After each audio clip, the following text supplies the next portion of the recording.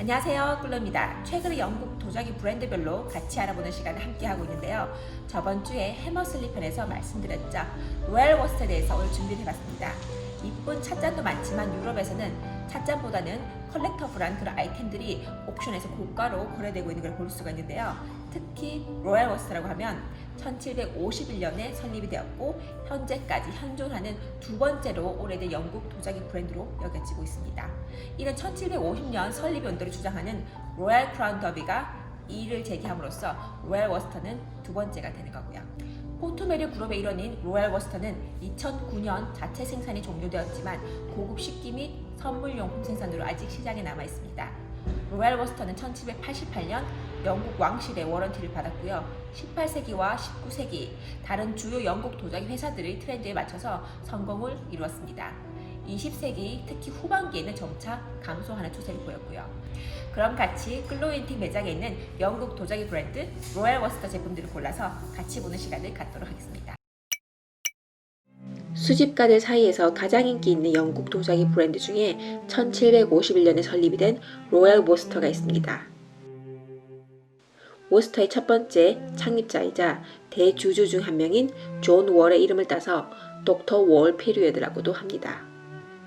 이 기간 동안 1752년 론드의 브리스톨 포셀린 작품을 인수했을 때 얻은 부드러운 페이스트를 사용하기도 했습니다. 워스터는 또한 1757년에 도자기의 전사 인쇄를 사용하여 시간과 비용이 많이 드는 핸드 페인팅의 필요성을 줄이기도 했습니다. 1783년 토마스 플라이트는 그의 아들 조셉 앤 존을 위해 공장을 매입을 했고요. 이 기간 사용된 도자기 페이스트는 훨씬 더 좋고 더 하얀 바디를 얻었습니다. 그리고 이때 생산된 제품들은 신고전주의 장식 스타일을 보여주고요. 1862년에는 로얄 워스터 포슬린 컴퍼니로 이름이 바뀌었고 더 많은 일상적인 작품이 제작되었습니다. 찻잔들을 하나씩 보면서 같이 이야기를 이어갈게요.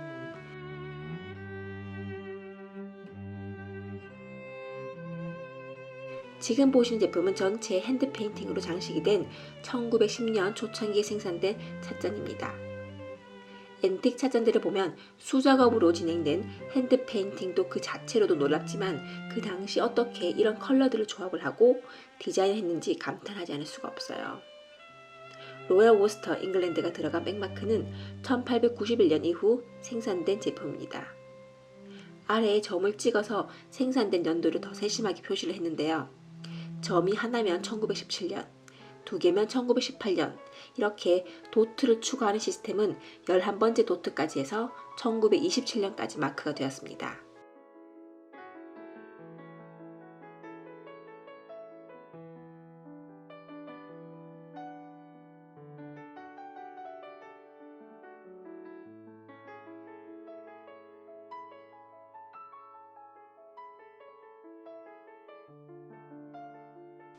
기존 영상들을 보신 분들이라면 제가 개인적으로 좋아하는 패턴들을 가끔 언급을 하는데요.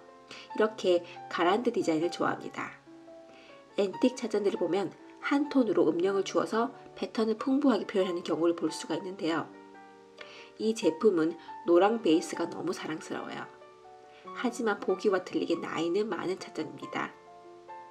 앞에 말씀드렸듯이 이 백마크는 크라운과 그 원형 마크 둘레에 로얄 워스터 잉글랜드 점 5개로 1927년으로 생산 연도를 추측할 수가 있습니다.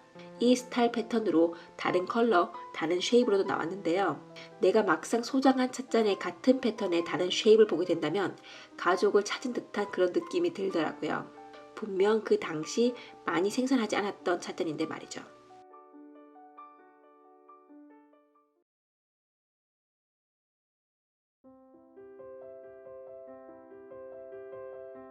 이 로즈마리 패턴 역시 100% 핸드 페인팅 작업이 되었습니다.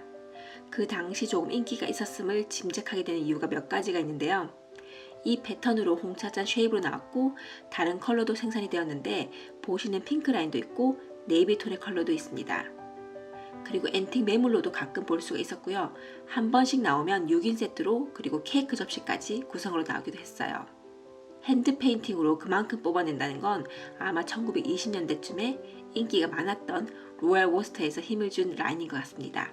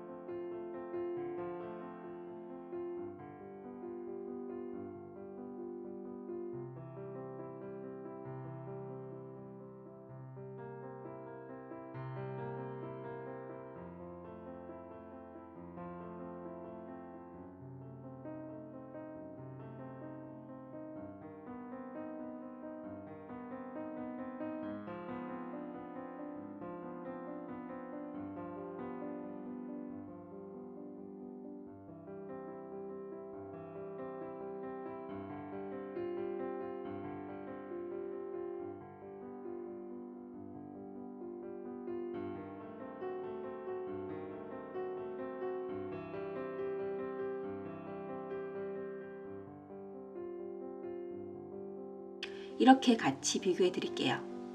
같은 패턴의 다른 컬러 로즈마리 패턴입니다.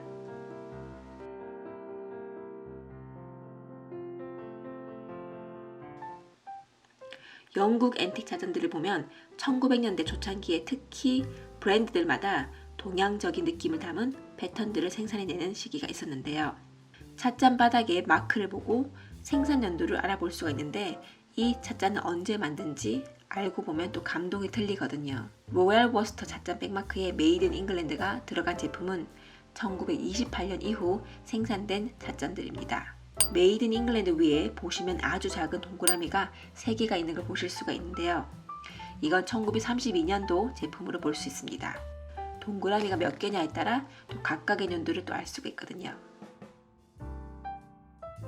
1976년 스포드와 합병, 2008년 포트메리온 포트리 그룹의 브랜드 이름과 그리고 지적 재산을 인수를 하는데 포트메리온이 스톡홀 트렌드에 공장을 가지고 있었기에 로얄 워스터 및 스포드의 제조 시설은 인수에 포함되지 않았다고 합니다.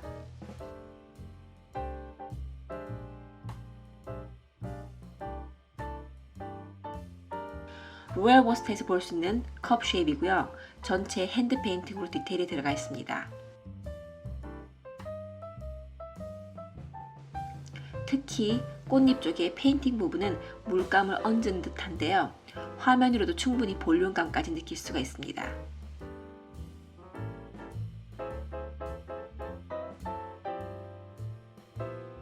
내부 트림 장식도 물론 페인팅 수작업으로 이루어졌습니다. 이 백마크는 메이드 인 잉글랜드 위에 다이아몬드 모양이 작게 보이시죠? 1929년도 생산된 제품입니다. 소서 부분을 보시면 특히 블루 컬러 그라데이션으로 입체감을 표현한 부분을 보실 수가 있으신데요. 핸드 페인팅 제품들은 하나하나 다 붓터치가 틀리기에 구석구석 또 찾아보는 감동이 또 있습니다.